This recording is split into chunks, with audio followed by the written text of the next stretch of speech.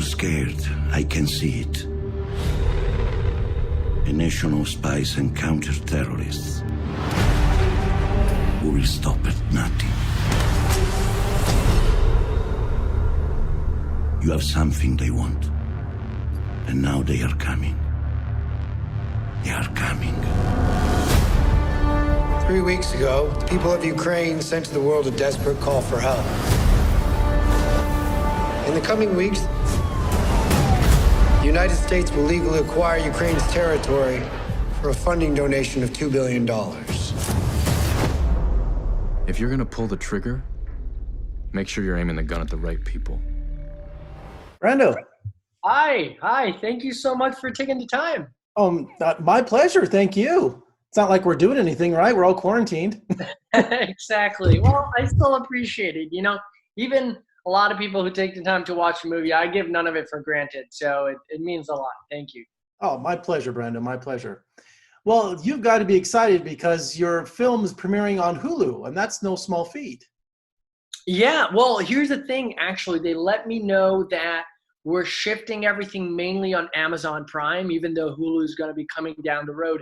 But it's still, you know, like I was talking to the distributors who were telling me that about 100 million people have Amazon accounts, which is, you know, just as much as Netflix. And that really does mean a lot because we've put so much love into this movie. It's been a little while since we shot it.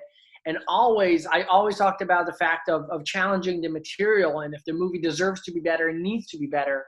So that's why up to the last minute, they would allow us. We kept, you know, making it better, ADRing it, putting music in. And I'm proud to say this is, you know, the best movie, the best version of the movie we've been able to share yet. And it's ultimately the one people are going to be able to experience in their home. So yeah, it means a lot. And the film is an action movie about, it's a military operation and they're trying to get, I'm not sure exactly what they are. They're covert. Well, yeah, they're agents for hire, and they are hired. Let me think back at it. But it's, you know, these two agents are hired to infiltrate this base and retrieve these military chips, these microchips, who contain, you know, top secret content. And obviously, the moment they get there, the moment they get these chips, things, you know, are just thrown out of the window the moment the character of Dylan Baker, who plays Olivetti, comes into the picture. And that kind of scrambles, you know, the way they think things are going to go. And that's just the beginning. Things get a lot worse from there. You try to put as many twists as you can in the movie in the time you have. And yeah, well, I think that's that's the mark of hopefully a good story in regards to taking audiences' expectations and trying to subvert them every step of the way. Audiences are incredibly smart nowadays. And even though you want to offer them something that's familiar, you know, I think cliches exist for a reason in regards to feeding into the expectations we have, but understanding where to follow them and where to subvert them, to me, is just as important. And I understand this had its origins in Ithaca College and your friends. You kind of been putting this together finally? Yeah, so let me tell you how it came about. Ithaca was an amazing experience. You know, you're far away from Hollywood, where I am right now. And I think it really helps students not feel the pressure that you would if you were here. And we were sitting these thesis screenings, and we're like, man, what would be the kind of movie that would blow us away as audience members? Because that's the kind of thing we should be doing. So I'm from Italy, and I started thinking, you know, obviously this Nightfire is inspired by the great action movies of the 70s and 80s, where everything is practical. It's about capturing in-camera stunts. And I leaned over to, you know, Garrett Nicholson, who's the cinematographer of the movie, just like me. We were 21, 22 when we shot this. And I said, I have no idea how, but if we get people over to Italy, you know, people meaning students, I think we can do this for very, very cheap. So I pitched I acted out, you know, I got all my friends in a room and I acted out the movie. And I said, guys, listen, we can't pay you to work on this. We can't even fly you over to Italy and get ready. You're going to have to give up Christmas with your families. But if you do it, if you're willing to jump aboard, we can guarantee, and we knew it was going to be same for us, this is going to be an experience unlike anything in regards to film school. And it really was. We shot the entire thing in 12 days, which may sound like a lot, but it really isn't, because ironically what ends up happening is that you're having a single morning to shoot a scene that ends up being, 10% of the movie. And then for the car chases and the motorcycle chases, sometimes you're shooting nights and nights and nights only to get like 20 seconds, Again, because it was all film students wrangling this, except the two departments we didn't want to save money, we didn't want to wing it, if you will, was the stunts and the special effects, not to be confused with the visual effects.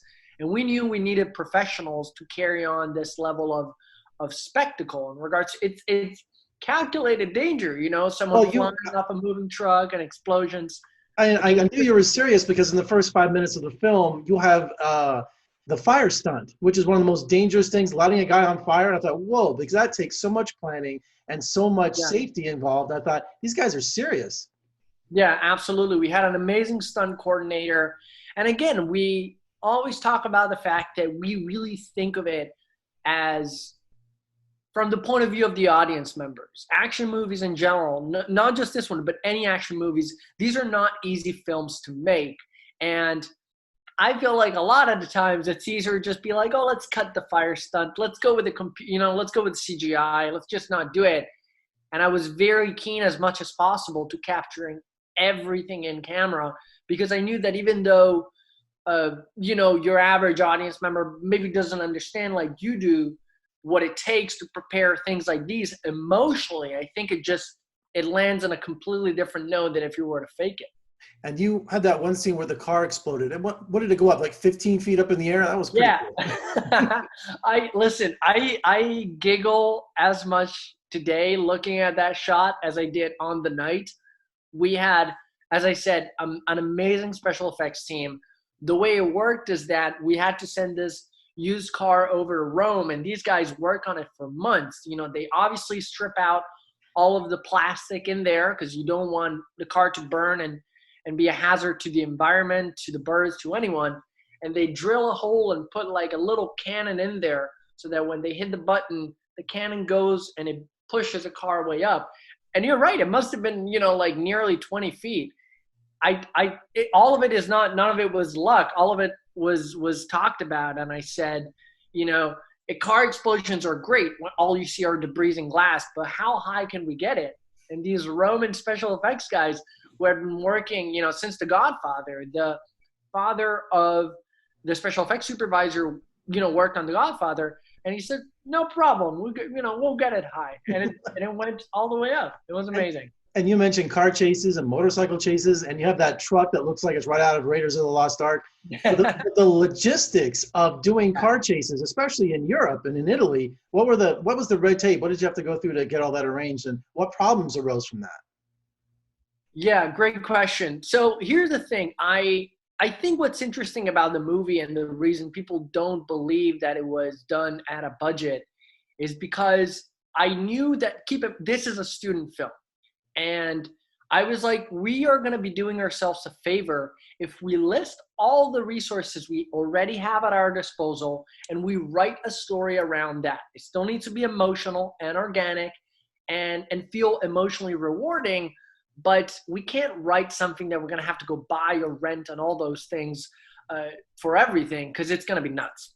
So the truck you mentioned came from an amusement park. And this amusement park has a stunt show. And that's what you see in the opening sequence of the movie. That's an open air arena that I knew most people weren't going to recognize. I'm familiar with because I grew up in that amusement park. But I have to admit, it looked like Waterworld from Universal Studios. I thought it was my imagination. I was like, that looks like something I've seen in a stunt show at Universal Studios, but it still worked. Yeah. It still works. And guess what? The person who built that set is the person who built the set at Universal Studios. So I'm happy you saw the connection. But anyways, the truck in regards to logistics, it's even featured in the poster. It's an amazing thing. Again, I think whether it's that or the submarine, I knew that it's all about putting production value in front of the camera. Nobody cares if you have a trailer for the actors or sushi for catering. It's all about putting production value in front of the camera. So I had to go about 6 to 9 months before we started shooting.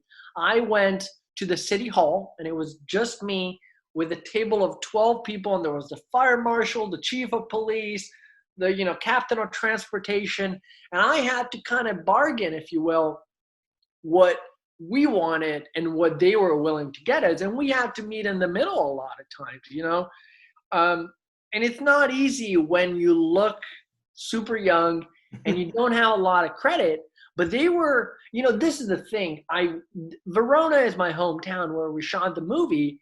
And I knew that even though it would be a hassle to get people in Italy, and it would be a hassle to talk to all these people, there was just a level of, I think Europe-based action movies in general have a richness of culture and history. When you're shooting this motorcycle chase on a bridge, that bridge is literally 1,000 years old. There's nothing in the United States that is that old and that can breathe history, which is why I think they're a new, fresh background. But anyways, going back to your question, it was very tricky, obviously, shooting the car chases, because it's not just about, shooting a good car chase shouldn't just be about, people driving in a straight line and dodging things. You got to put obstacles in there, and ultimately really becomes about characters behind the wheel making choices. If you hear us chasing after someone or something, that just becomes a lot more exciting because we know specifically what the target is. So in regards to, we had to buy a used car and paint it to look like a cop car. That's what we had to do, because obviously the police wasn't going to lend us a car of their own. Obviously a lot of costumes. We have a lot of blank firing weapons. And you also have to communicate with the residents. I think there was a lot of people there who were excited to have us and would come out and look for filming, because it's exciting. I would be excited. Oh, absolutely, yeah. But at the same time, there are a lot of people, what that soon translates into is the moment you move the camera, you have 400 people in the background leaning in, trying to check out the shot, but you got to ask them to move so we can keep filming. So these were new experiences, as I was saying before, in regards to a new film school that we could have never gotten back in film school unless we dreamed something this big. And as a director, I really noticed you love shooting the camera upward into actors' faces. I just noted a lot of shots you had them pointing straight up. Yeah, well, I think Garrett Nicholson, who was acknowledged by the American Society of Cinematographers for his work here, did a fantastic job. I'm glad you picked that up, because it's my own taste, honestly, and his, and they align very much, but we really believe in wide lenses that show you that, if people go to Italy, they should be able to see Italy. So the idea, what you're talking about in regards to a low angle with a wide lens, that allows you to have a good actor in frame, but also always surround them by the location. It should never, be squeezed in, whether it's an interior of a ballroom or a bridge at night.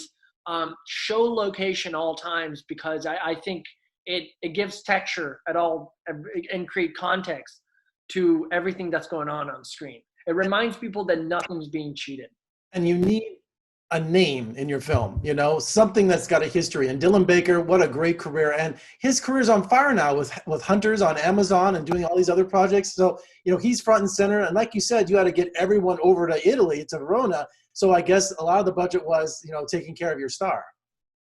Well, I got to be honest. I think, and I mean this, nobody there was making the movie to make money, in the sense that obviously, people got paid, but trust me, there's no bonus when it's 3 a.m. and it's freezing outside. We shot this in the Italian winter, and you're there in a t-shirt doing take number 11, everybody was there and they were committed. And I think the reason Dylan, because again, this is a student film, and just saying yes to someone shows a massive amount of trust you're putting into students, because you just don't know what it's going to end up looking like. It could be a joke. And this is the thing with Dylan. I think I was listening to Sam Mendes, who did Skyfall in 1917, and he was talking about this movie called Road to Perdition with Tom Hanks, which I love, absolutely love. And Tom Hanks plays kind of this ambiguous character. He's not a bad guy, but he plays a mysterious gangster. And I think that's what exciting what you were talking about is the relationship that audience members have with Dylan. Whether you know his name or not, you definitely know his face, you definitely know his work. So I think for someone who played opposite sides of the law very often, he's either the chief of police or he's a criminal, having a character who is morally ambiguous, who seems to be one thing but turns out to be another, that's something we put a lot of thought into because we needed someone who wasn't only great, because I think he takes a dialogue and just runs with it, but also someone with whom people are invested in. Because the moment you see him on screen, we only have 40 minutes to make you care about the guy, even less with everything, as you said, with the twists and turns that happen in the film. So it's important for people to invest emotionally so that those twists hit you on a far larger level than just watching it unknown. I think my favorite character in the whole movie, though, was the Commandant, the police commandant, Rinaldi. I just thought every word he said was perfect. He was just fantastic. Yeah. Well, here's the thing. Francesco Pandolfino, who's the actor playing him, he is very famous in Italy, not only being for a great theater actor, but he's known as a voice actor. Italy has a great, dubbing culture because obviously all the movies that come out there are dubbed in Italian. And he is the voice, check this out, of George Clooney and Denzel Washington. Wow. So, yeah. And what a great voice. If you have a chance to go back and listen, I'm telling you, our sound mixer on set was just like with his eyes closed, just happy to listen to him talk on the day. And the guy's just great. He has presence, like we talk about voice. We talk about look. He was doing a theater show. We asked him to come out. All of this stuff was done in a single day. He drove up to Rome, from Rome, and then drove all the way back down. And I'm glad you picked him out and remembered him because I was keen that among an international cast, obviously we got to shoot the movie in English, but we got to have, the face of Italy, someone as a character that comes from there, and any Italian audience members are definitely going to recognize, but that American audiences like yourself are going to hopefully remember as well for his presence. Well, Brando, congratulations. All of your hard work is up there on the screen now, and now it's premiering on Hulu and Amazon. Congratulations on that. I noticed you're a Star Wars fan behind you there, so happy. May the 4th be with you in a couple of days. Enjoy the movie and for everyone to experience it on as large a screen as possible. Absolutely. When you have a chance, when Vegas reopens, you got to come visit us. Absolutely. I'll be there. All right, Brando. Thanks for talking to me and take care. Good luck. Thank you. Thank you very much. If you go rogue, they will hunt you down.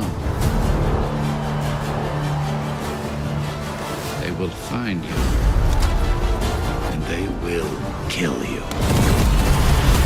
In times of clear and present danger, whatever our hopes may be for the future, our way of life is under attack.